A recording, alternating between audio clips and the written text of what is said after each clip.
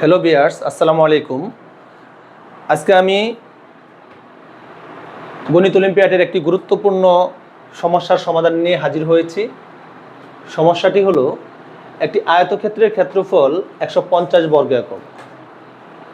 এর দৈর্ঘ্য ও প্রস্থ পূর্ণ সংখ্যা হলে এর পরিসীমার সর্বনিম্ন মান কত? এখানে একটা বিষয় আমার গুরুত্বপূর্ণ, সেটা হলো পূর্ণ সংখ্যা, আরেকটা বিষয় হলো পরিসীমা। এই দুটো বিষয় তোমাদের ধারণা থাকতে হবে। তো পরিসীমার সংজ্ঞাটাও আমি একটু লিখে নিচ্ছি।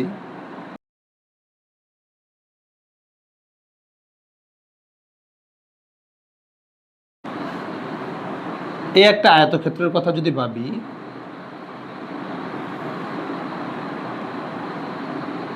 এর দৈর্ঘ্য যদি 5 একক হয় এবং প্রস্থ যদি 3 একক হয়, তাহলে এর পরিসীমা কত? পরিসীমা এটা 5 হইলে আয়তক্ষেত্রের এটাও 5, কারণ আমরা জানি আয়তক্ষেত্রের বিপরীত বাহুগুলো সমান। তাহলে এটা 3 হলে এটাও 3 হবে। তাহলে পরিসীমা কত হবে? পরিসীমা হবে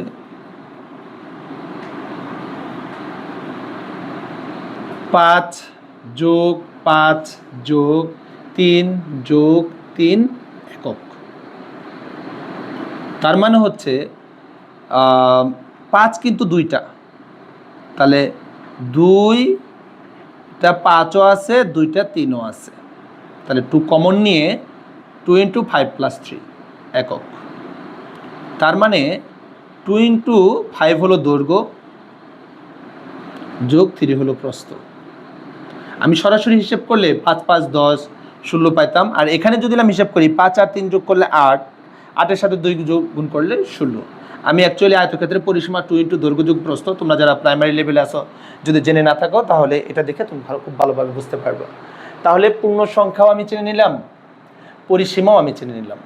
তবে পূর্ণ সংখ্যার ক্ষেত্রে এখানে যেহেতু আয়তক্ষেত্রের দৈর্ঘ্য প্রস্থের কথা বলা হয়েছে, তাই পূর্ণ সংখ্যাগুলা ধনাত্মক হবে, কারণ দৈর্ঘ্য প্রস্থ কখনো ঋণাত্মক হয় না।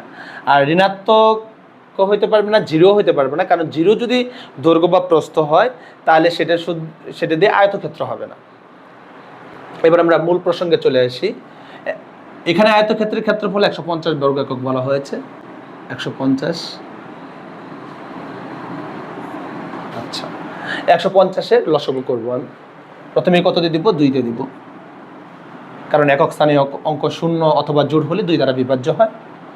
তাহলে 2 একের মধ্যে যাবে না, বাট 15-এর মধ্যে কতবার যাবে? 7 বার যাবে। 7 × 2 = 14, 1 অবশিষ্ট থাকবে। 1 আর 0, সাইডে 0 কেটে নিলে 5 বার যাবে, 10 হবে। 5 × 2 = 10। আবার তুমি এখন 2 দিয়ে দিতে পারছো না, কারণ একক স্থানীয় অঙ্ক 5 বিজোড়। 2 এর পরে অবশ্যই আমি 3-এর কথা ভাববো। 3 দিয়ে যাবে কিনা আমি একটু দেখি। 3 দ্বারা বিভাজ্য হওয়ার শর্ত হলো অঙ্কগুলোর যোগফল 3 দ্বারা বিভাজ্য হতে হবে। তাহলে 7 আর 5 যোগ করলে হয় 12, যা 3 দ্বারা বিভাজ্য। তাহলে এই সংখ্যাটিও 3 দ্বারা বিভাজ্য হবে। তাহলে 3 × 2 = 6, অবশিষ্ট থাকলো 1, 5, 15, 3 × 5 = 15। এরপর আবার কত দিয়ে যাবে? এবার 3 দিয়ে যাবে না, কারণ 5 আর 2 যোগ করলে হয় 7, যা 3 দ্বারা বিভাজ্য নয়। তাহলে 3-এর পরে 4-এর কথা ভাববো, 4 দিয়েও যাবে না। এরপরে আমি কি করব? 5 দ্বারা দিব। 5 দ্বারা যাবে, কারণ 5 5-এর মধ্যে 25-এর মধ্যে 5 বার যাবে। তো তোমাদের একটা গুরুত্বপূর্ণ কথা, যে তোমাদের বিভাজ্যতা সম্পর্কিত নিয়ম এটা জানতে হবে। আমি অবশ্যই এই ব্যাপারে একটা ক্লাস নিব, বিভাজ্যতা সম্পর্কিত নিয়ম। তোমরা নেক্সট কোনো ভিডিওতে দেখতে পারবা। এখন 150কে আমি কি পূর্ণ সংখ্যার গুণনীয়ক আকারে লিখতে পারি? প্রথমেই 1 দিয়ে সকল সংখ্যাকেই গুণ করলে ওই সংখ্যাটা থাকে, তাই 1 × 150 লিখতে পারি। 1-এর পরে আমি কার কথা ভাববো? 2-এর কথা ভাববো। 2 নিব কি নিব না সেটা ডিপেন্ড করবে এই যে আমার 4টে গুণনীয়ক আসলো। কি 2 আসলো, তারপরে 3 আসলো, তারপরে 5 আসলো, তারপরে আরেকটা 5 আসলো। এর উপরে ডিপেন্ড করবে, এই 4টার উপরে কি গুণনীয়ক নিব তা এই 4টা গুণনীয়কের উপর ডিপেন্ড করবে। তো প্রথমেই আমি কি নিলাম? 2 1 নিচে, 1-এর পরে 2 নিলাম। 2 নিলে 2 নেওয়া যাবে, কারণ 2 এখানে আছে। তাহলে 2 ব্যতীত 2 স্টপ করে বাকি গুণনীয়ক কয়টা থাকে? 3টা। 3, 5 আর 5। তাহলে 3 × 5 × 5, 5 × 5 = 25, 3 × 25 = 75। এটা হয়ে গেল।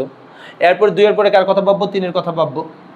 আমাকে দেখতে হবে যে 3 গুণনীয়কটি এখানে আছে কিনা। হ্যাঁ আছে, যে 3 আছে। তো তাহলে এই 3 স্টপ রেখে বাকি 3টা গুণনীয়ক হলো 2 গুণন 5 গুণন আর একটা 5।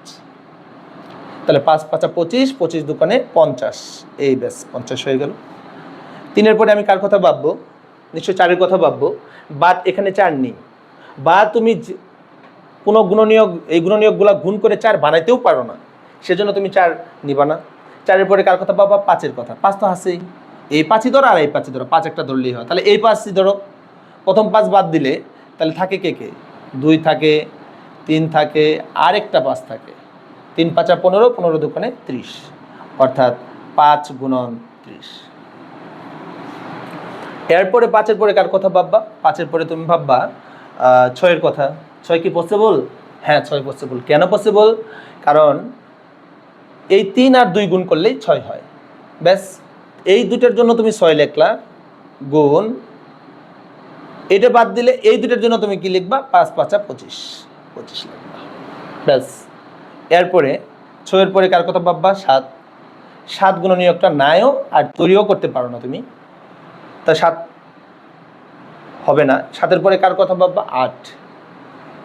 তুমি দেখো কোনোভাবেই 8 তৈরি করতে পারো না এই গুণনীয়কগুলো দ্বারা। 8-এর পরে 9, এটাও পসিবল না। 9-এর পরে 10, হ্যাঁ 10 কিন্তু পসিবল, কারণ এই 2 আর 5 গুণ করলেই 10 হয়। তাহলে এই দুটো দ্বারা গুণ করলে 10 গুণন এই দুটো দ্বারা গুণ করলে হয় 3 5 15, 15। ব্যাস, এরপরে 11 12 13 14 তুমি যদি চিন্তা করো, একটা দিয়েও তৈরি করতে পারবে না, আবার 15 দিয়ে পসিবল। 15 তোমার এই সাইডে যখন চলে আসছে আর 15 লেখার প্রয়োজন নেই। তাহলে যে আয়তক্ষেত্রের ক্ষেত্রফল 150 বর্গ একক,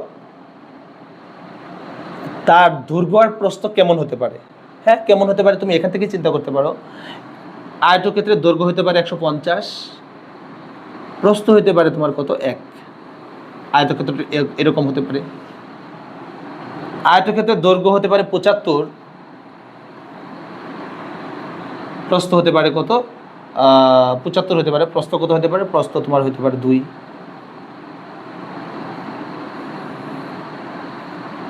এটার ক্ষেত্রফল কিন্তু 150, এটার ক্ষেত্রফল কিন্তু 150। আয়তক্ষেত্রের দৈর্ঘ্য হতে পারে 50, প্রস্থ হতে পারে কত? 3।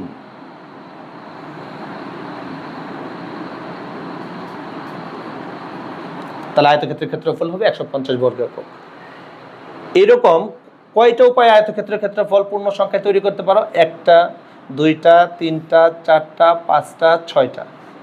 এখন তোমার আয়তক্ষেত্রের পরিসীমা যেহেতু 2 × দৈর্ঘ্য যোগ প্রস্থ, তোমাকে এখন দেখতে হবে দৈর্ঘ্য প্রস্থ যোগ করলে সর্বনিম্ন এই সংখ্যাগুলোর মধ্যে সর্বনিম্ন যোগফলটা কত আসে। এটা 151 হবে, এটা হলো 75 আর 2 যোগ করলে 77, এটা 50 আর 3 যোগ করলে হলো 53, এটা 30 আর 5 যোগ করলে হলো 35, এটা 25 আর 6 যোগ করলে হলো 31, 10 আর 15 আর 10 যোগ করলে হলো 25।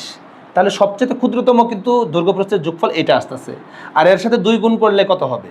এর সাথে 2 গুণ করলে হবে 2 × দৈর্ঘ্য যোগ প্রস্থ, 15 যোগ 10, দৈর্ঘ্যটা বড়টা ধরলাম, প্রস্থ ছোটোটা ধরলাম, 2 × 25, 25 দুগুণ হচ্ছে 50। অর্থাৎ সর্বনিম্ন পরিসীমা